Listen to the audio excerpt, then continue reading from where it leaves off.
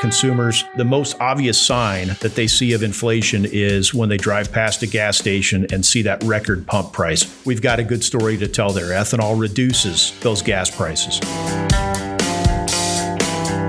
Hello and welcome to Wherever John May Roam, the National Corn Growers Association podcast. This is where leaders, growers, and stakeholders in the corn industry can turn for big picture conversations about the state of the industry and its future. I'm Dusty Weiss, and I'll be introducing your host, Association CEO John Doggett. From the fields of the Corn Belt to the DC Beltway, we're making sure the growers who feed America have a say in the issues that are important to them, with key leaders who are shaping the future of agriculture. You can't turn on the news these days without hearing about the rising costs of food and fuel. And in the corn industry, we're leveraging an old tool to take the edge off that inflation: corn ethanol.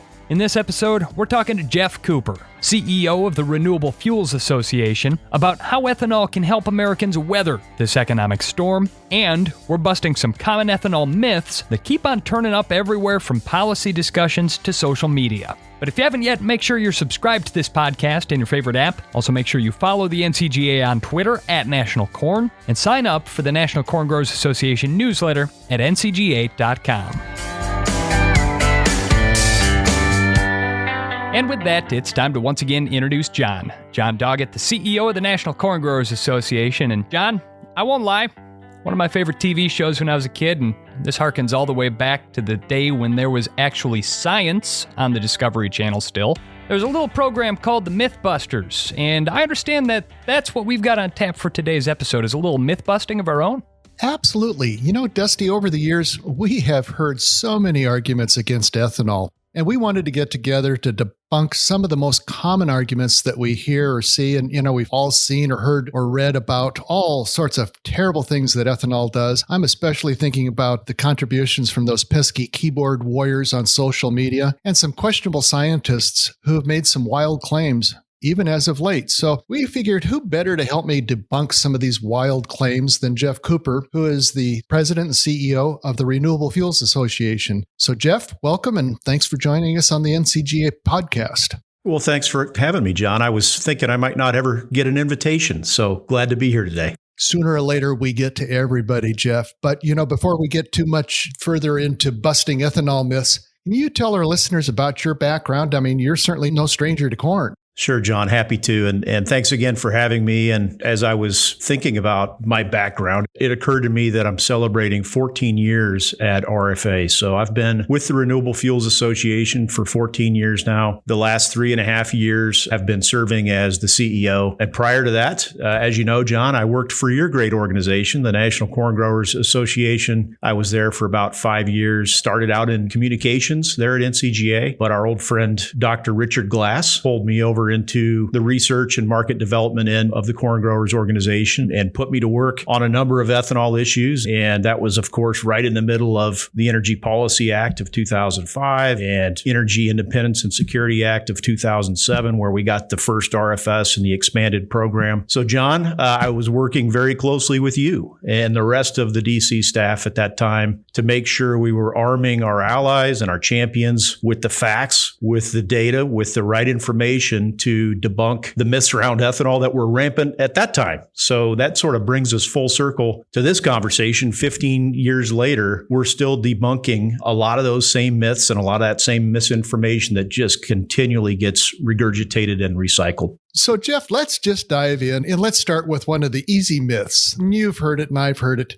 Ethanol ruins my boat engine. Yeah, this one we hear a lot, and it happens to be one of those myths that's sort of seasonal in nature, right? Every Memorial Day weekend, we really start hearing from the boating community again. And summertime's here, so we've been hearing a lot about this one lately. And I think it really stems from the fact that some of these gas stations that are located near big lakes and places where people take their boats out or at marinas, they've got one of the biggest rackets going that I've ever seen. They sell what they're now calling marine gas or ethanol-free gasoline, and they scare boaters into buying this stuff for $1 or more per gallon higher than what they would spend on E10. But the bottom line is E10 is approved for all inboard, all outboard marine engines. Certainly any engines that have been made in the last 20 to 25 years all carry the manufacturer's approval to use E10. In fact, you've got some of the manufacturers, big ones like Mercury Marine, Brunswick, that actually recommend the use of E10. They say it's a superior fuel for many cases and many uses. And they also recognize that it's better for water quality and better for the environment.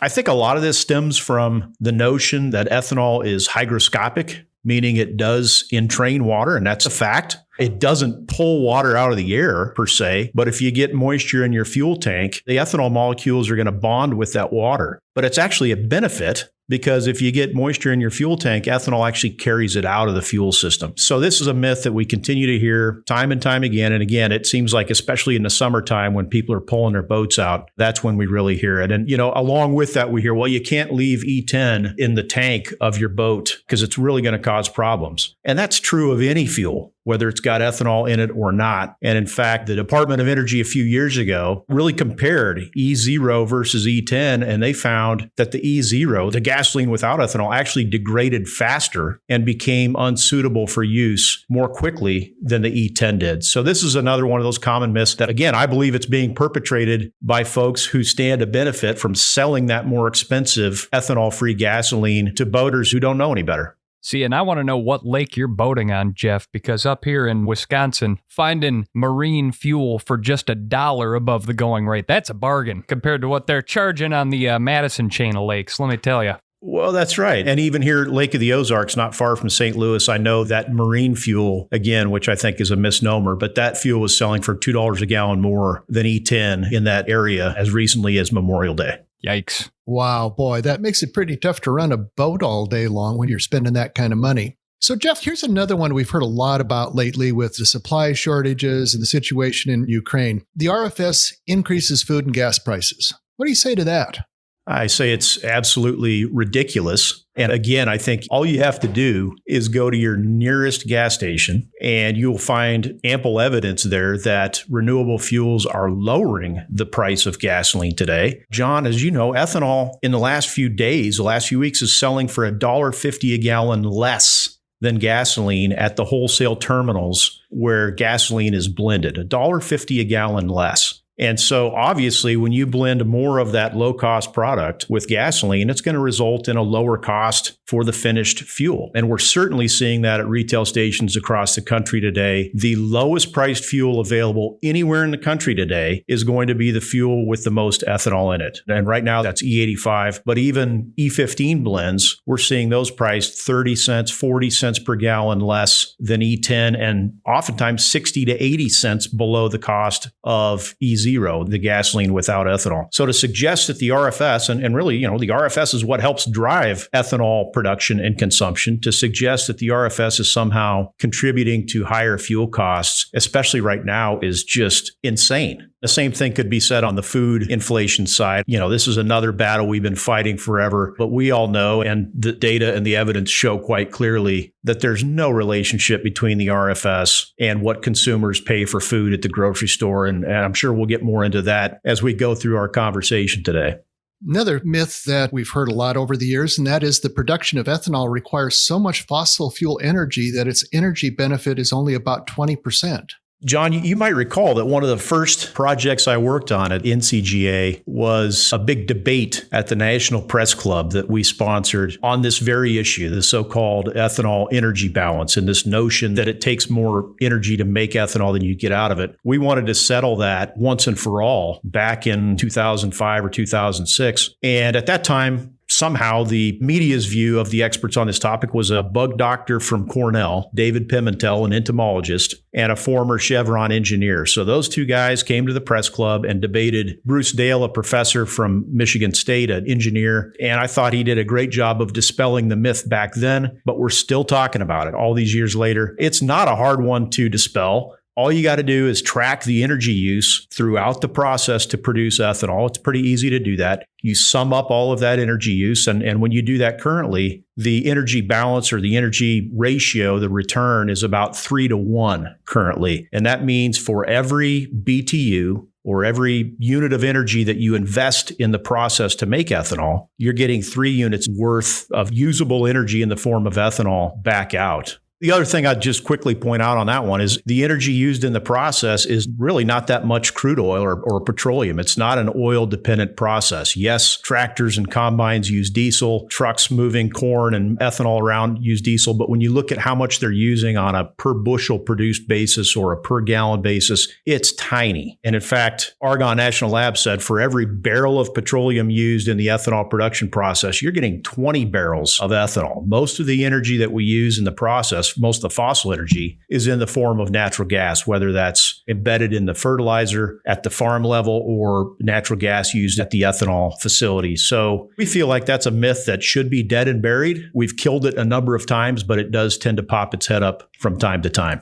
There are days that I think that we need, steaks and garlic to go ahead and get these things to finally die. But if we could, Geoff, you mentioned energy balance. What's the energy balance for rack gas, the basic component of gasoline? I think you know the answer to that, John, and that's probably why you're asking the question. The energy balance for gasoline has been shown to be negative in some cases, meaning that there's more energy invested in the process to extract and transport and refine crude oil and distribute it than you're getting out of it, or it's roughly neutral. But again, I go back to, what Professor Dale said at that event years ago. And he said, look, energy balance is probably the wrong metric to look at anyway. It's fairly useless. If we based all our decisions on the energy balance, we would have never used coal, right? Because it takes 2 or 3 BTUs worth of coal to generate 1 BTU of electricity. So we need to look at, how we use these fuels and different energy sources. And it's easy to get hung up on BTUs.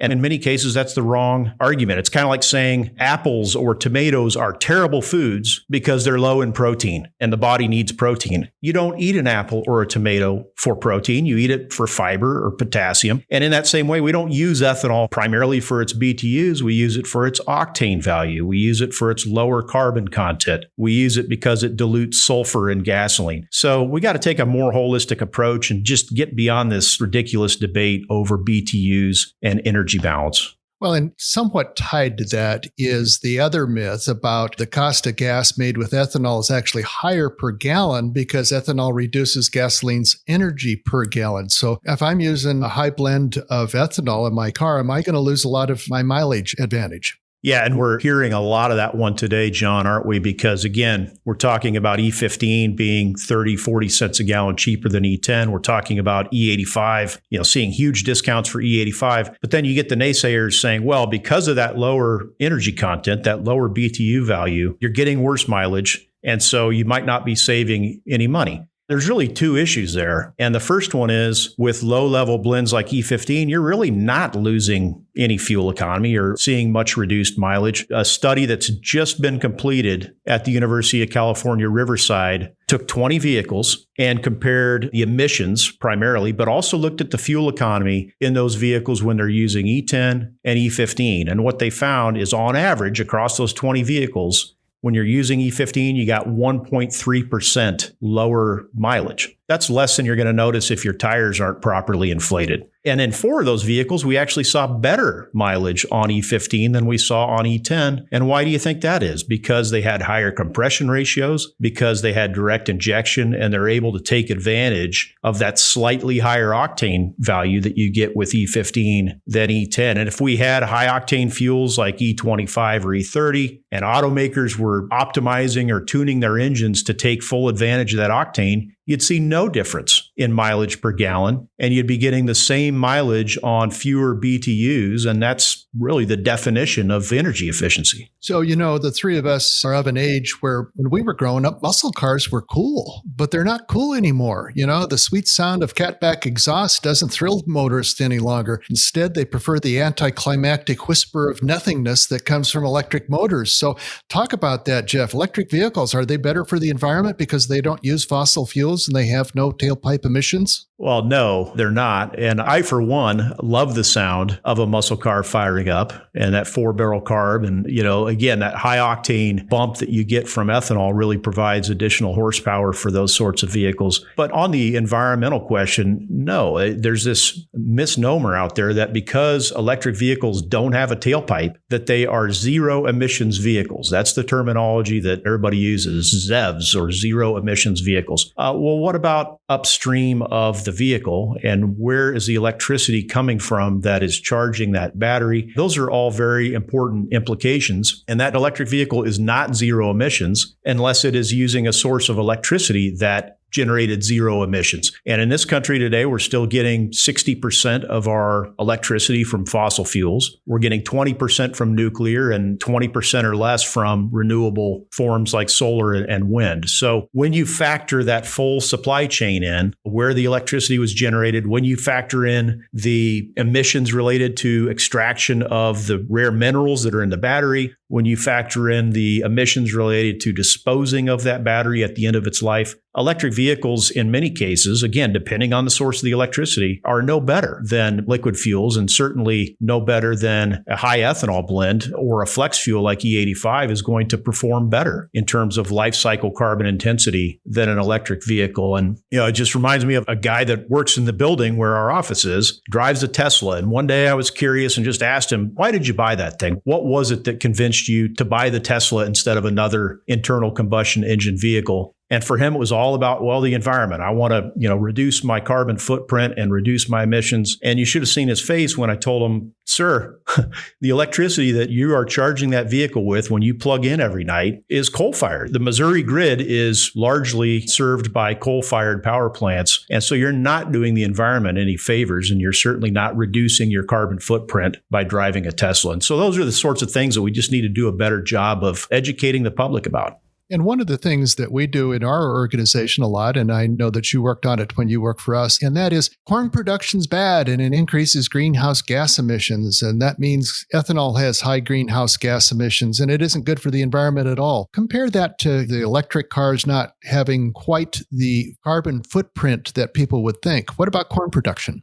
I think it's just the opposite with corn ethanol. A lot of people have bought into the myth that corn ethanol is somehow not climate friendly and doesn't reduce greenhouse gas emissions. But again, it's fairly easy to track the energy use and the emissions related to every step in the process to produce corn ethanol. You can look at how much natural gas is used to make the fertilizer that is applied to the fields. And you can look at how much of that volatilizes and becomes nitrous oxide. And you can look at how much natural gas is used at the ethanol facility, how much diesel fuel is used in either the locomotives or the trucks that are moving all this stuff around. Take all of that, add it all together, look at the emissions associated with it, and you will find that corn ethanol today is about 50% lower in terms of its life cycle carbon intensity than gasoline. And again, that compares very favorably to electric vehicles, depending on what source of electricity is charging the battery. And we actually see a pathway to get to fully carbon neutral corn ethanol through carbon capture and sequestration, through the things that your members are doing at the farm. And so we could have a fully carbon neutral corn-based ethanol fuel, we think, in the next few decades. Even when you consider all of the energy involved in the process, there will be enough carbon sequestration to offset those emissions and give us a carbon neutral or net zero carbon liquid fuel. Before we started rolling tape here this afternoon, I was mentioning that I had been talking to one of my neighbors yesterday, and he was absolutely amazed that you can get more out of corn in the ethanol process other than just ethanol. And he didn't realize that. I think a lot of people think that all that corn goes into the ethanol plant and ethanol comes out the backside and that's it. What are the other products that are, being extracted in this process? That is something that is often overlooked, John. And again, we've been talking about it since the beginning of the ethanol industry. But when you take a 56-pound bushel of corn and run it in the front gate of an ethanol plant, you're getting multiple products out the back side of that process. And yes, you're getting nearly 3 gallons of ethanol, but you're also getting about 15 or 16 pounds of high protein, very nutritious animal feed that's called distillers grains. We produce in this industry 35, 40 million tons of that animal feed every year. About a third of that is exported to countries around the world. It's a very popular, very economical feed source for beef, dairy, swine, poultry, fish. It's become just an integral component of the global feed supply. So that's one of the main co-products that comes out of the ethanol process. But we're also getting distillers corn oil, that the fat or the oil that's in that corn kernel can be separated out and used as a feedstock for other biofuels like renewable diesel or biodiesel, or in itself is a valuable feed ingredient, especially for certain species like poultry. So those are kind of the main co-products, but we're seeing other things coming out of some of these ethanol plants that is just really fascinating stuff. They've learned how to extract the optimal value out of that corn kernel that comes in the front end of the process. There's some fiber separation things going on. There's all sorts of interesting things happening with that process. And we tell people, look, these aren't really ethanol plants per se. These are biorefineries. Ethanol just happens to be one of the products that they're producing, but it goes far beyond that. You know, the beginning of the pandemic, when much of the ethanol industry was either shut down or at least cutting way back, I got a call from a good friend of mine in the livestock industry, and you probably know who I'm talking about, called me up and he said, I want to talk to you about ethanol. I said, oh, boy, I don't want to talk to you about ethanol one more time. And he said, no, you need to get these plants going. I said, what? He said, you need to get these plants going because we need that carbon dioxide to stun and chill hogs. That was kind of an interesting phone call to get, one I hadn't anticipated. Well, and I'm glad you brought that up, John, because that is another co-product that we often fail to mention. As a byproduct of fermentation, we also get 15 or 16 pounds of carbon dioxide from every bushel that runs through the process. And we've got about a quarter or a third of the industry today that is capturing that CO2 rather than venting it to the atmosphere, because there are very valuable uses for carbon dioxide. You mentioned one of them, but it's also used to make dry ice. It's used in refrigeration. It's used in medical procedures. It's used in welding, wastewater treatment. I could go on and on. Bottling, I mean, the bubbles in your beer or your Pepsi, that's CO2, and it probably came from an ethanol plant. So you're right. When the pandemic hit and we shut 50% of the industry down, we were getting calls from all of those users of CO2 saying, what's going on? We need to get these plants back online. Good things to remember. Good things to remember. So Geoff Cooper from the Renewable Fuels Association, tell me, how much do the American taxpayers support ethanol through the subsidies? Good one, John. The ethanol industry is not subsidized today. And again, that's a myth that just will not die. We hear it every day. I can't tell you how many times, and you mentioned social media earlier today, we see comments on Twitter or Facebook that, well, nobody would be using ethanol if not for the subsidy. And it's like, what subsidy are you talking about? There was, as you know, John, for many years, a blender's tax credit that did allow gasoline blenders who used ethanol to take an excise tax credit and claim that on their annual taxes. And it was a strong incentive to get those blenders to increase their use of ethanol and blend it into the fuel supply when they otherwise probably would not have done so. That tax credit expired more than 10 years ago. It expired at the end of 2011. It expired because the ethanol industry and our friends in the corn world agreed that that program had served its purpose and it had done what it was intended to do. And that's what subsidies are for, is to help infant industries get on their feet. The program did that with the ethanol industry. It was no longer needed. And so we let that program expire. Yet today we continue to hear this notion that, well, the ethanol subsidy is the only thing that makes ethanol economical. That's nonsense. We've also heard the Renewable Fuel Standard described as a subsidy for ethanol, and that again is nonsense. The RFS, the reason it exists at all is to help our industry, to help renewable fuels, which are lower carbon, lower priced, access a market that otherwise would be closed to competition. That's what the RFS does. That's not a subsidy. It's just a wedge that helps us get into a market that otherwise would be closed to us because it's essentially a monopoly.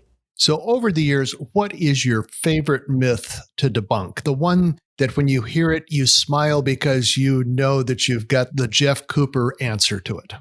Well, I'd like to think that we do pretty good responding to all those. But John, I mean, the food versus fuel argument is a really easy one to debunk if you can get just 2 minutes of someone's attention. And it gives us a chance to tell a good story. And I like to do that. I like to hopefully educate people and tell them something they don't know about the ethanol industry. It gives us a chance to talk about those co-products. It gives us a chance to talk about the tremendous gains in efficiency that we've seen throughout the process, whether we're talking about corn yields, whether we're talking about more efficient nutrient use on the farm, whether we're talking about what's happening at the biorefinery. It really gives us a chance to explain to people that, hey, this is a high-tech, highly efficient industry and process, and there is no competition between food and fuel. The industry has risen to the occasion, and we're able to meet demands for all uses. You know, Geoff, I think that ethanol and certainly the corn industry have a really great story to tell here. It's not necessarily a story that certain segments of the public has always been receptive to, but sometimes when you're in the business of telling stories, you find a moment, and that is a great moment to tell a particular story. And when you look at the news headlines that you see right now, record high inflation yet again, and people struggling to pay at the pump or at the grocery store and all that, is this a great moment to get out there and redouble our efforts to tell ethanol stories?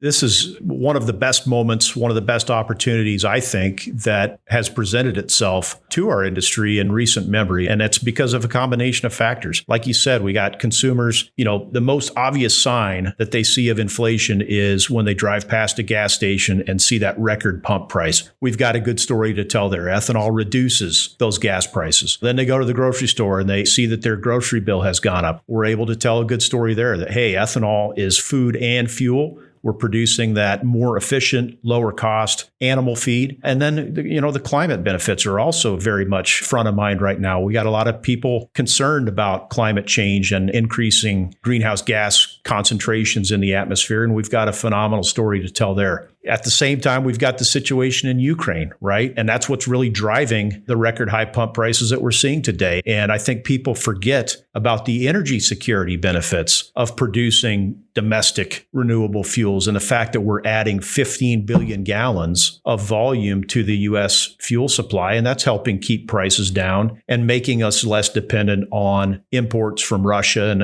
other places like that. So this is a moment in time, I think, where we've got a great opportunity to tell the industry's good story and really open some eyes to the benefits of renewable fuels.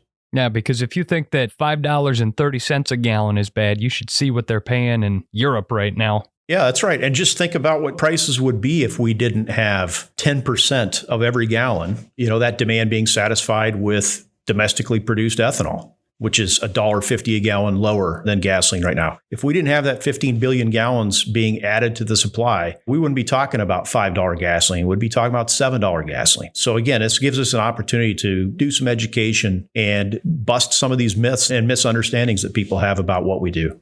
Geoff, for some reason, I can't help myself, but I will occasionally crack open my Twitter app or my Facebook, and I'll page through and I'll see the latest, zaniest thing that comes across my feed. But I have to ask you, as someone who's in the business of batting down myths around ethanol, what's the most egregious, weirdest, over-the-top, ridiculous claim that you've ever heard against ethanol?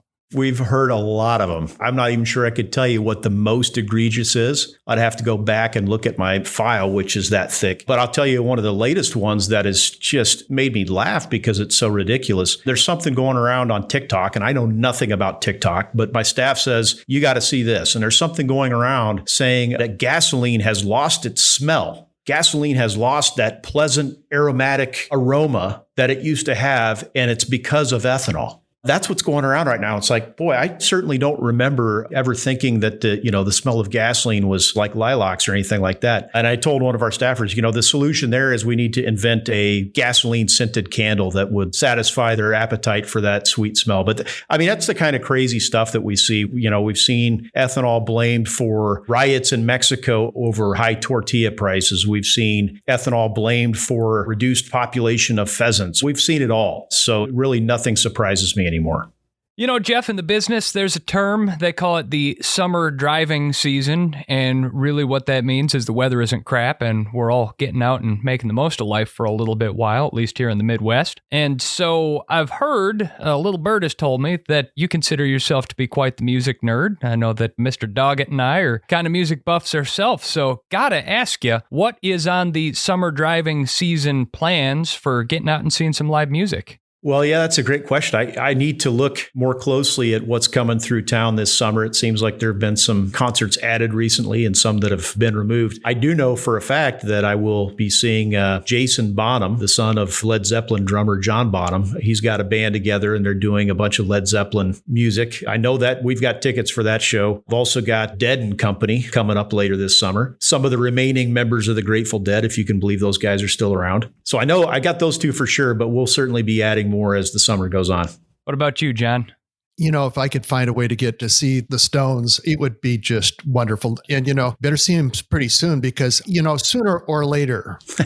But, they take good care of themselves and live a lifestyle that is clean and above board. So, they might go another 60 years. But to think that they've been going 60 years now, and that's truly amazing. So I would like to see the Stones. I saw the Trucks Tedeschi band a couple months ago, and I'd love to see them again. John, they're coming through St. Louis, and I'm glad you mentioned that. I'll be checking that out for sure. They're great. Great concert. I was there a couple months ago and would absolutely go again. Also looking forward to, I think that Joe Bonamassa will be back through the DC area maybe early next year. And for those that don't know who Joe Bonamassa is, he is the greatest white blues guitarist that no one has ever heard of. And so I'm thinking on that. And if Beth Hart is with him for that concert, and man, she can sing. She's a blues singer from the get-go. So yeah, there's a lot of great music out there. And I am looking forward to having a summer where we can actually get out and listen to some music under the stars at Jiffy Lube or at Wolf Trap. There's just a lot of great venues and a lot of great music out there. It is great to have live music back. And Jeff, I know you mentioned your Led Zeppelin connection that you're getting to see. I've got a little, 6 degrees of Led Zeppelin connection, but Led Zeppelin had a bass player, I believe, John Paul Jones, and he also played in an act called Them Crooked Vultures with a supergroup with Dave Grohl from the Foo Fighters and Josh Homme from Queens of the Stone Age. I saw Queens of the Stone Age open for Rage Against the Machine 15 years ago. We called it the Battle of Alpine Valley up here in southeast Wisconsin. And it just so happens that Rage Against the Machine will be playing at Alpine Valley once again, a show that was delayed 2 years due to COVID. First time they've toured together in a real long time, and I'm excited about it. And it's all four of the original members, Tom Morello. And all four of them. It seems like they can stand being around each other about once a decade these days. And so when they get back together, it's a treat. You know what they say, every band that gets together starts breaking up after the first day. Except for the Stones, right, John? 60 years. Except for the Stones, yeah. Well, and sadly, it seems like it's about time to break up this little band of ours. You see what I did there? Well done. Yeah, couldn't resist. All right. Geoff Cooper, CEO of the Renewable Fuels Association. It's been a pleasure as always catching up with you, and thank you for joining us on this discussion. I'm NCGA CEO John Doggett, and we hope you'll join us again real soon for the next episode of Wherever John May Roam, the National Corn Growers Association podcast.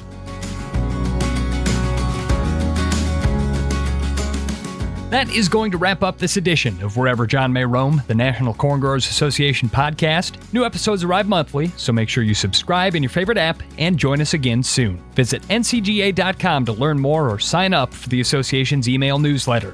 Wherever John May Roam is brought to you by the National Corn Growers Association, with production oversight by Larry Kilgore III and additional editing by Beatrice Lawrence. And it's produced by PodCamp Media. Branded podcast production for businesses, podcampmedia.com. For the National Corn Growers Association, thanks for listening. I'm Dusty Weiss.